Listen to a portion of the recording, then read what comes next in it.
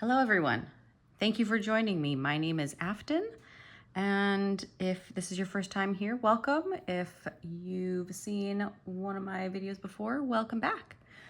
Today, as you can probably tell from the title of this video, sorry, I'm just gonna adjust the angle a little bit here. We are gonna be bringing out an old tag, originally by Candy, Soul, and Soil, called Top 10 Curiosity Decks. This is actually gonna be the second time that I record this video today. The first time went a little long, and I also realized that I did not stick to 10 decks, and I actually had 13 or 14 of them and completely disregarded the whole top 10 part of the tag. So in order to kind of shorten it up, and as well, I wasn't super happy with one of the decks, the way that I was talking about it, or rather not talking about it. I realized I really didn't have a whole lot to say, and I figured, you know what? We're just gonna give this another go. So here we are. It's just started to absolutely pour outside my window here, so if you guys can hear that, I apologize. But it kind of lends the ambiance to what we're talking about here. So this tag is about decks that you have in your collection that are kind of curiosities, decks that are maybe kind of more out of the ordinary. I think of it as decks that I would have in my Cabinet of Curiosities. But in my case, I don't have a whole lot of what I would really consider Cabinet of Curiosity, that kind of, what's the word? You know, horror, Halloween, skulls, animal pelts, that kind of thing. That's not really my jam. So I have a few that I would probably bring out more towards Halloween, but some of these are also going to be a little bit more either decks that I typically would not choose for myself, but somehow they've ended up in my collection, so they're different that way. Or some of them have a bit more of like a, I guess, cosmic feel is kind of what I leaned into a little bit. So we're gonna start with the deck that was the very first deck when I saw this tag, what came into my mind, and that is this one. So this is actually a deck that I did not originally buy for myself. I had bought it with the intentions of giving it as a gift to an ex-boyfriend, well, boyfriend at the time. And he was really big into like German film from like the early 20th century when that was starting to become a thing. And so I saw this and thought, oh, maybe he would be interested in that. Obviously, I never gave it to him for reasons, and not particularly because I didn't want to give it to him. It just, you know, the relationship actually did not, it ended before I decided to give it to him. So anyway, it ended up in my collection. It's kind of one, I don't really use it a whole lot, unless it's Halloween, but also, well, so the idea, let's see if I can tell you guys about this. The Cult of Weimar Tarot, the artistic expression of 1920s Berlin interpreted into classic tarot imagery. So this is the idea of like the 1920s like art, theater, and like beginning of the like silent film era, I guess, in Berlin. So that's what this is centered around.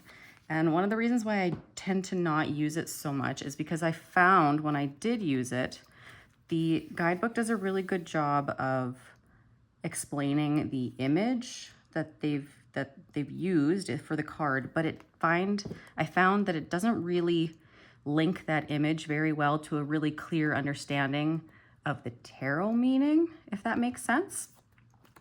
But the deck itself is really cool. It's got lots of neat images. This one, I believe it is still in print. It's by Rabbit's Moon Tarot. You can go, I think I got it off of Etsy, but there is also a website listed there. So, very first thing that I noticed was the green edges. I think I first saw this on Instagram on like, it might have been like Indie Deck Review. They showed it, and of course, yeah, first thing that I noticed was the green edges. I thought they just looked amazing. Those are the backs. And so these are some of the cards here.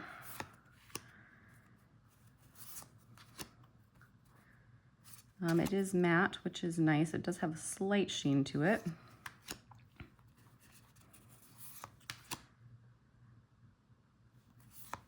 So, I don't know. I guess I don't really have a whole lot to say about this deck because I don't really use it a lot. So this is Three of Swords, obviously, you know, using a pomegranate instead of a heart, which, I mean, I guess you could read into that.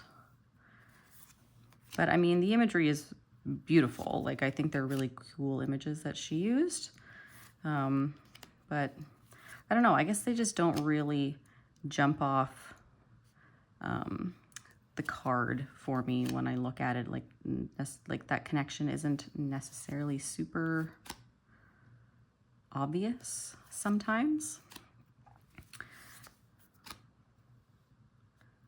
Like this strength card, I mean, I guess the pressures of performing while you're, you know, have an audience, maybe. I guess I would have just preferred something slightly more traditional to the RWS system, but nevertheless. So that is the Cult of Weimar Tarot. Yeah. So that's the first deck that would be in my Cabinet of Curiosities.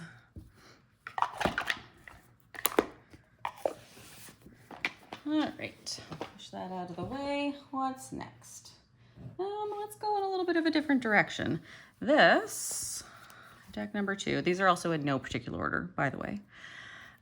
This is my Desert Illuminations Tarot. This is the 2nd edition, the borderless. I love this deck. It's one of the favorites in my collection. It sits on my favorites shelf. I got it secondhand.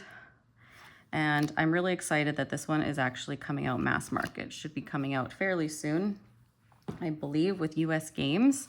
This deck did not come with a guidebook. I believe there is one available out there called the Desert Illuminations Codex, but I think, and don't quote me on this, but I think the impression that I got is that it was available for purchase separately when the 1st edition came out, I think, but I don't think she reproduced it for the 2nd edition.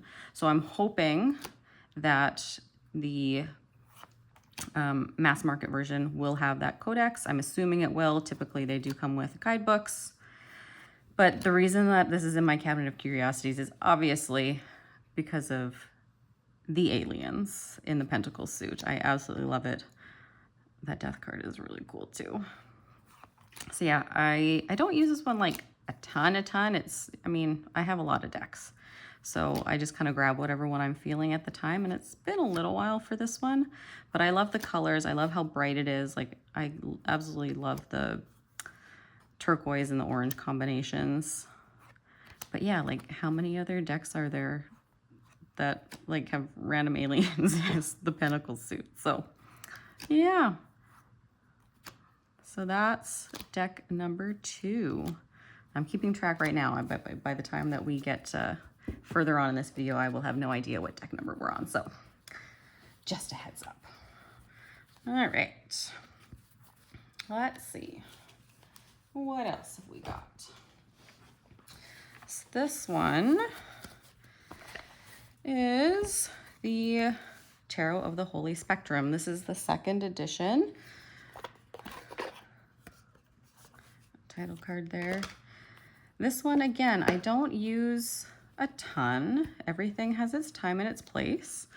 But again, really bright colors. This one is definitely like futuristic, like almost apocalyptic, which is why I guess it would be in my Cabinet of Curiosities.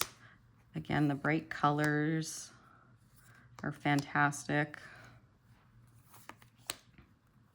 So I guess that futuristic vibe would be why I would place it like as kind of like more of a Halloween-y, like the Matrix kind of that idea, post-apocalyptic. I do really enjoy whenever there's the use of like white in this deck. It just really makes things stand out, I find. But yeah, like that astral traveling is really neat. And like just, yeah, just the colors are fantastic. I love it. The Hermit card. It's a good one. The Void card. Nothing on it. Love it. That High Priestess. Isn't that like just, there's so much color in this deck, and then you get those few cards that just have like nothing. And I think it's amazing.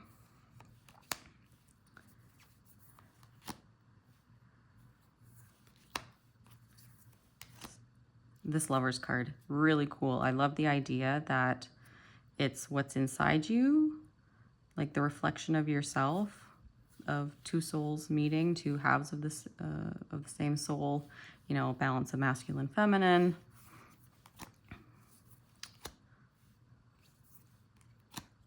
Love that Empress, the World. I think that World card is really cool because it like actually gives a lot of Fool vibes, you know, on the edge of that cliff. So coming full circle that way. And like, oh, just the colors. Like, look at that Ace of Swords. So good.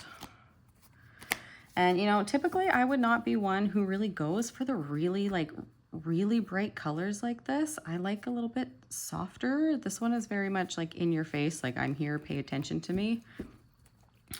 So yeah, in that sense too, it's not something that I would traditionally pick out for myself. So yeah, Cabinet of Curiosities it goes. All right. What else have we got here? This is a newer deck to my collection, like within the last few months. The Curious Travels Tarot. This is the indie edition. The mass market, I believe, is coming out soon, like very soon, if it's not actually out already. I knew that it was coming out, but I just find that I tend to prefer indie cardstock, typically, not all the time,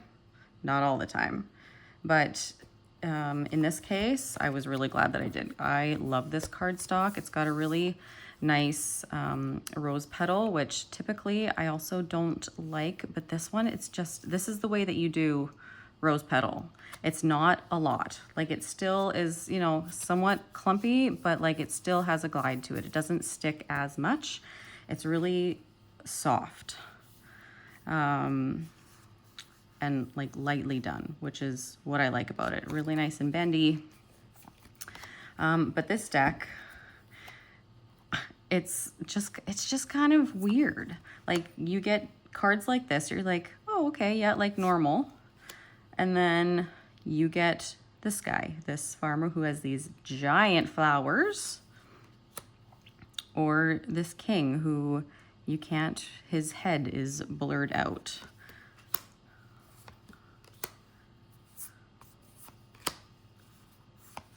Or, you know, somewhat like anthropomorphic animals.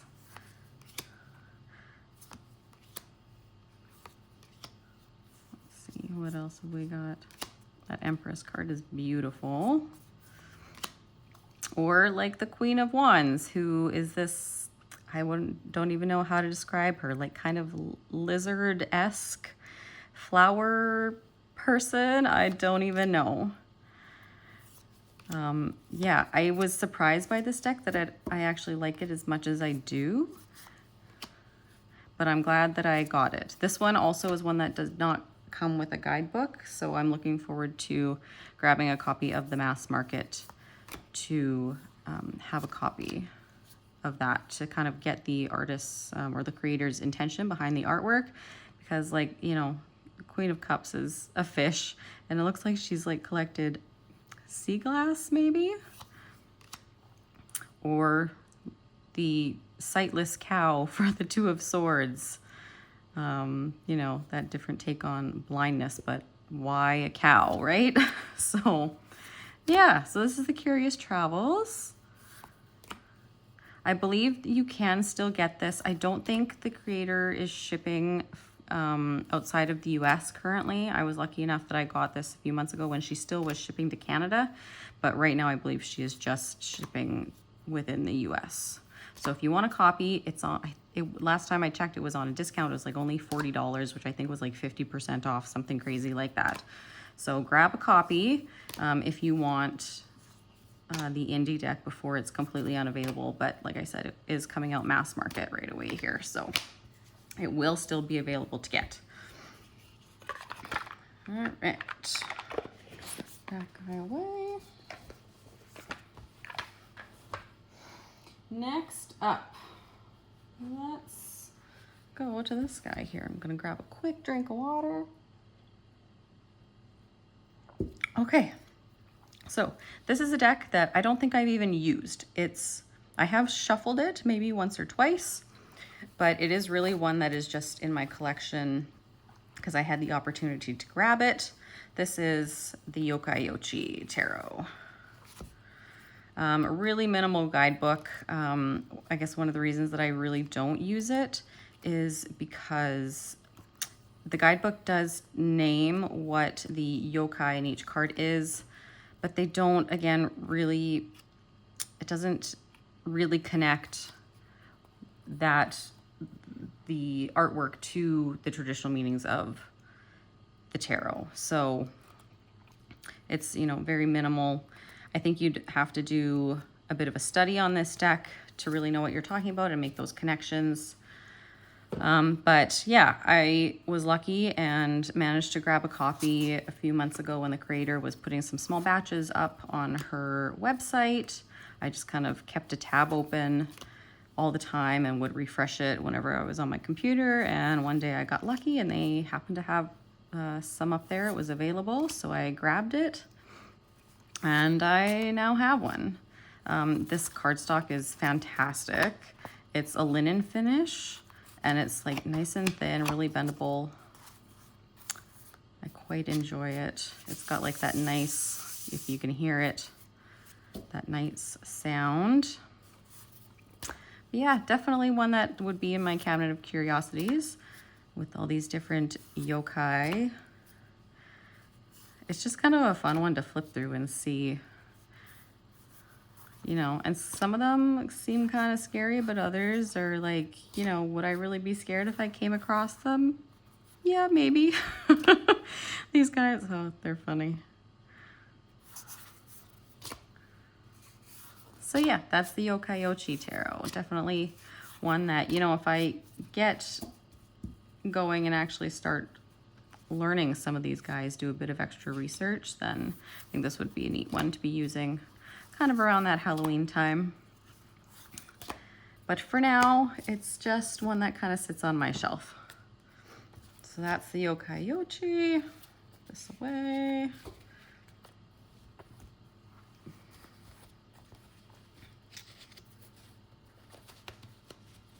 All right. Let's see. This one. Okay, this is actually one of my favorite decks that I have. This is the Dream Vision Tarot. This is the second edition, the 2.0 edition. I had the first edition. I had backed the Kickstarter, and then she put this one out and I let the first edition go. So this one is a little bit, the shape is a little bit different. It's a little bit taller and narrower, and it has these amazing like royal blue edges here. I should actually try and stay in the center of the frame, would be good for you guys. You know, I'm sure you'd appreciate that. All right, I love these backs. They did change from the first edition, but this deck is like what I imagine. It's like from a different dimension. Messages from your soul, like your guides, like alien, like people from a different planet altogether. And I love the colors again. It's kind of similar to Tarot of the Holy Spectrum in terms of like the brightness of colors, but I find this one's just a little bit softer. Doesn't quite pack that punch, even though the colors really are like just as vivid. It's just beautiful. This deck is still, this particular edition is not available, but Emma, the creator, she did put out like a mini or like a travel size. It's a little bit smaller, I want to say. So it is still available. I believe once that one is gone, it's going to be gone for a while. She's not planning on doing a new edition anytime soon. She's going to put her focus into some different projects. So if you want this one, I would recommend grabbing it as soon as you can from her Etsy shop there. But yeah, this one, I absolutely love it. Just that feel of, you know, you're getting messages from your guides.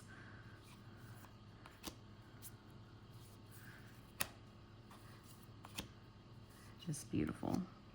I'm getting distracted and just looking at the artwork instead of talking to you guys, so my apologies. That's how much I love this deck. It's so pretty. Like this High Priestess, like she's carrying a scroll that has, like, I don't know if I would say the universe, but the cosmos contained within it. Like, it's just beautiful. Otherworldly. So yeah, that is the Dream Vision Tarot 2.0. I will say I hate this box. It doesn't wrap around completely, and so it's just magnetic on the edge. It tends to fall open if I turn it upside down accidentally. And as you can see, I'm already struggling to get this back in here. I don't know why I kept it in the box, but Dream Vision Tarot.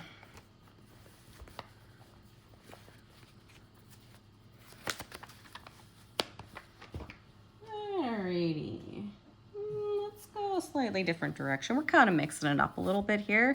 So this, if any of you can hazard a guess based on the pattern on the outside here of the bag, this is the Pagan Otherworlds Tarot. Isn't this like a great match? I was like, I saw the material and I was like, yep, it's not the right color, but you know what? The pattern is almost perfect. So this is Pagan Otherworlds. Like I said, this is one that I have trimmed. I call it the Don Michel trim. I took some off the tops and the bottom, so they don't necessarily, so like you can see here, I trimmed the bottom off this card, but I trimmed the top off of this card in order to make them all the same size, just because with the linen cardstock that it's on, it is so slippery, and Usi decks tend to be a little bit on the bigger side. They're slightly bigger than standard tarot size. So the combination of those two just made it really difficult for me to handle it, and I really love this deck, and I wanted to be able to use it in an easier way than, you know, what I was able to do. So it has made a big difference. So if any of you have this deck and you're like, I need to make it more usable, check out Dawn Michelle, her channel. She did a tutorial, like a deck mod video on this deck specifically. So check that out so that you can see what she did. I then did also edge it, and I think this is antique linen of the distressed ink, and I thought it turned out really nicely. It's just made it really look like that vintage feel. I really love this deck. I don't use it near as often as I should. I'm probably going to keep this one out actually and start working with it. It's so primitive, I guess is the word. Like it gives me like old-timey feel, but at the same time, like not like King Arthur, except even like just more, yeah, primitive, I guess is really the word that I want to use with this. It's just absolutely gorgeous. Like, look at that emperor. Like, it's like a combination of Native American and first settler, like if just everything combined into one, amalgamated into one. You know, fairly standard Three of Swords. We're not gonna comment on that one too much. But I love the pentacle suit in this. Like they're just, it's beautiful. Fairly pippish. However, you know, people have made lots of comments that it does give you some indication as to the Rider-Waite Smith. It's not totally completely pips, which I appreciate. It's kind of sort of an in-between. It gives you those little hints.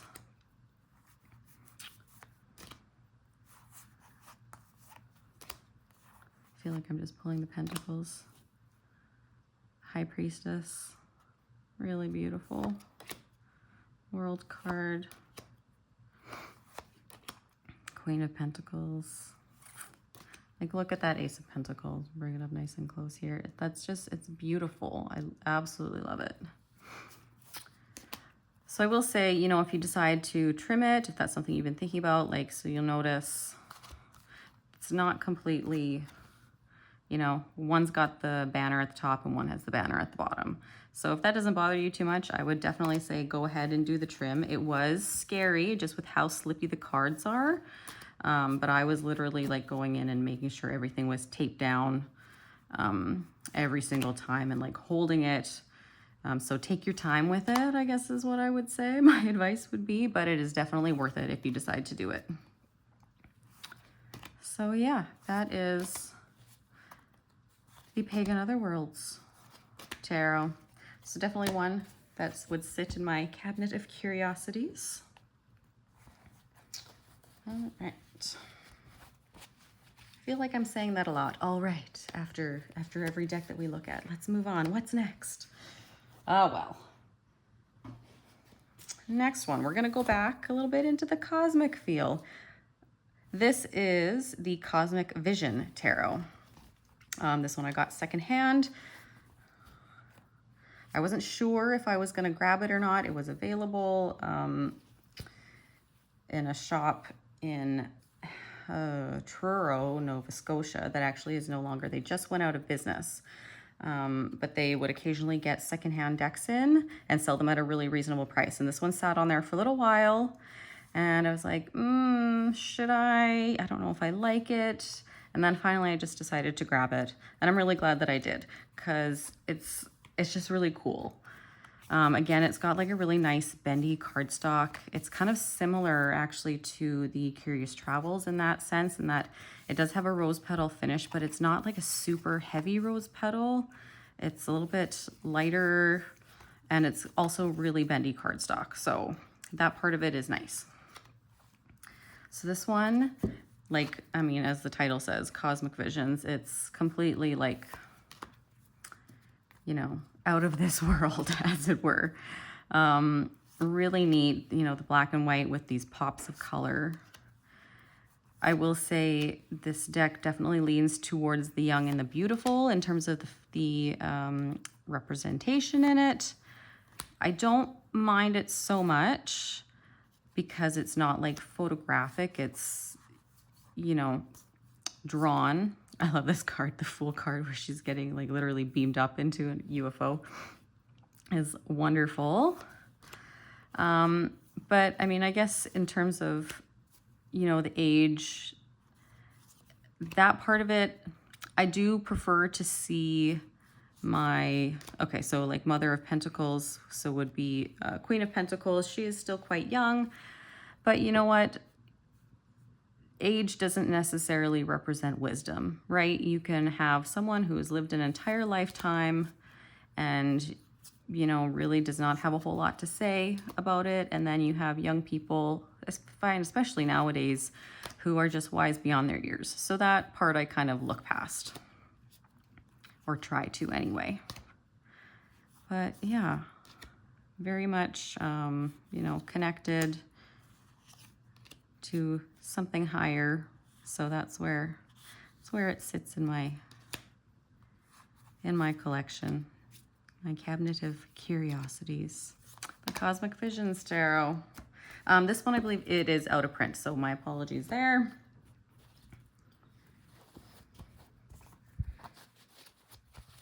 Okay, let's go. Let's talk about these two. These two I kind of have as a pair. because they're by the same creator. So this is Solara, Occulto, Meliora, and the Crimson Asteria. So this is by Pranic Forest. It's a Canadian creator. Both of these are still available through the creator's website. And these two, I mean, they're just weird. Like, let's be real. And I say that in a really loving way because I do really enjoy both of these. So this is Crimson Asteria. You just have like different people mixed with like creatures. Like it's just, yeah, they're just weird. Case in point, the Hierophant. You know, he's got 4 legs and a tail. So yeah, bit of nudity here. You know, riding a bear, if that's the bear, yeah. Yeah. When I got this one, it was, I think I had pledged on Kickstarter for the Solara Occulto Meliora, and you know, in typical fashion, I didn't want to wait, and so my solution was to buy the creator's other deck directly from her. So I got this one, and I wasn't really sure initially. Red is not usually my color.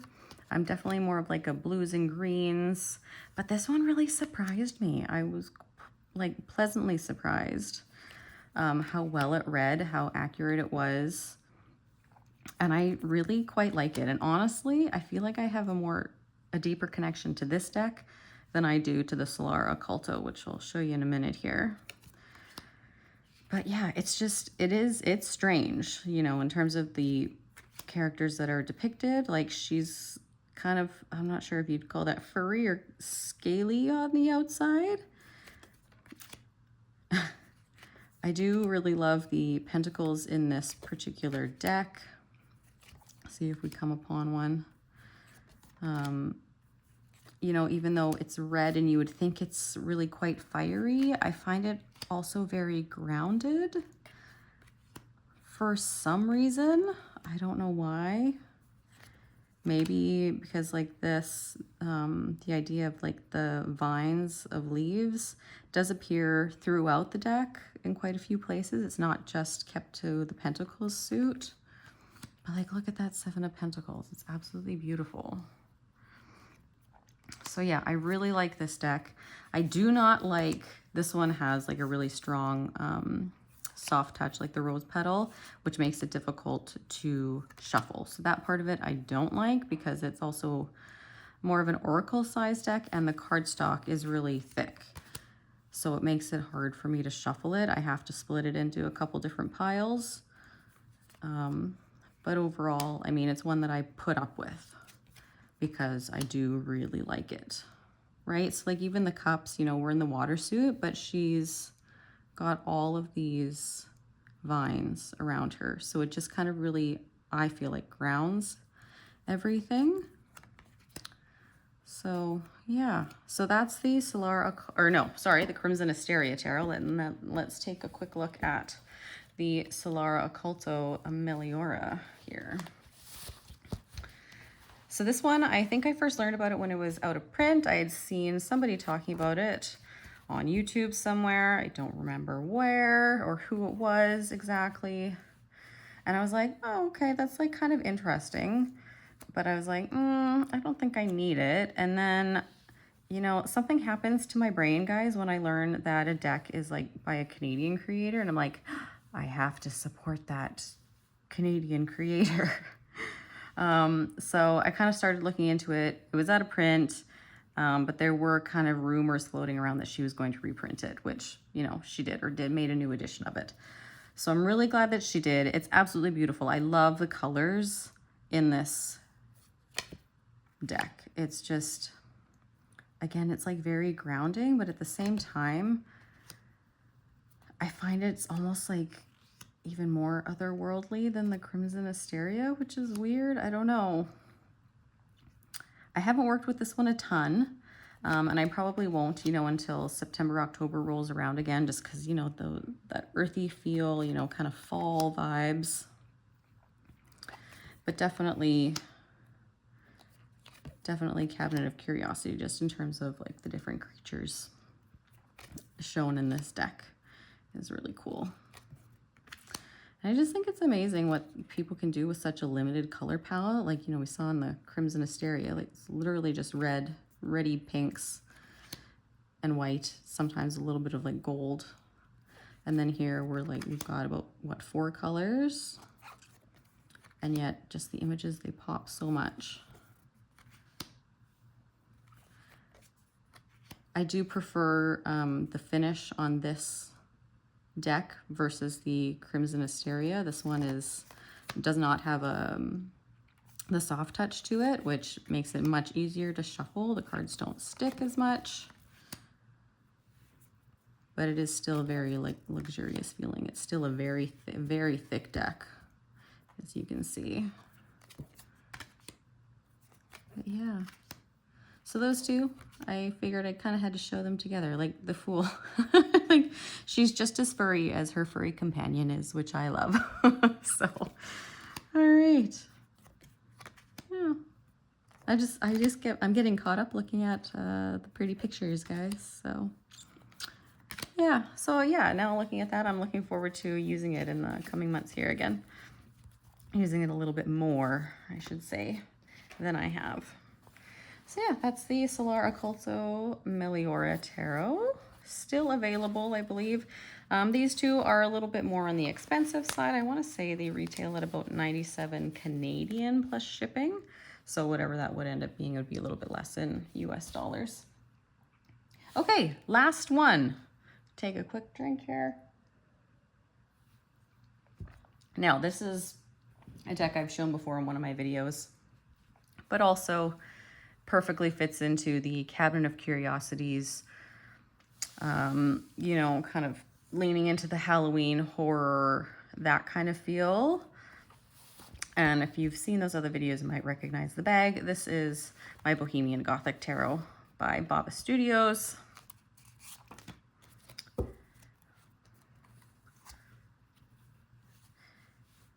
And I mean, look, this gentleman right here in the Nine of Cups most definitely has his own Cabinet of Curiosities. So I guess that kind of tells you exactly why this one fits the bill for this particular hashtag.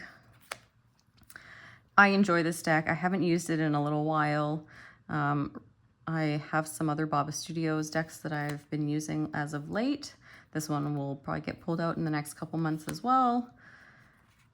This one, yeah, I mean, it's not my favorite by far of the Baba Studios decks, but it was my first Baba Studio deck that I ever bought, mostly because everybody was talking about it and they're like, oh, it's going to be reprinted. And I didn't have a Baba Studios deck at that point. So I was like, well, I guess I better find out what all the hubbub is about. So I got it. I mean, the quality is amazing. Let's be real. Like these cards, they're wonderfully bendy, and even though they're slightly bigger, I can shuffle them no problem. But I will say, you know, a lot of people comment about how much cold foil stamping is in this deck and that it can tend to obscure the details. I am 100% agree. I think it is because it's a darker toned deck. I have found in some of their decks that have a lighter color palette that that's not so much of an issue. I think it is really purely because of the dark colors. But, you know, I mean, I can really see it at this angle, you know, looking at it kind of from the side. I'm not sure how it's showing up on camera for you guys. Oh yeah, it looks like it is. Yeah, so you can see how shiny it is. I do have a couple of older Baba Studios decks that I got secondhand, and I will say I do prefer their older style of cold stamping. It's just a little bit more minimal. It doesn't take away from the details. So I do kind of wish that they had stuck with that. I just find it's too much, right? Sometimes less is more, and it just makes those details even more special. So when they layer like pretty much everything in the card, it just honestly, it detracts from the beauty of the card, I think, rather than enhancing it. But to each their own, right? Like I still can recognize that, you know, the amount of work that they went through to put these details into the card is amazing. Like I can't even imagine how much time it took. So yeah, so there, that's my last deck. I think that was number 10 in our top 10 curiosity decks from my Cabinet of Curiosities, Bohemian Gothic. So there we are. So thank you for joining me. I hope you guys enjoy watching this. Leave me a comment, a like, or even a subscribe if you want. If not, that's okay too. And I hope that I'll see you for my next video. Have a great rest of your day. Bye-bye.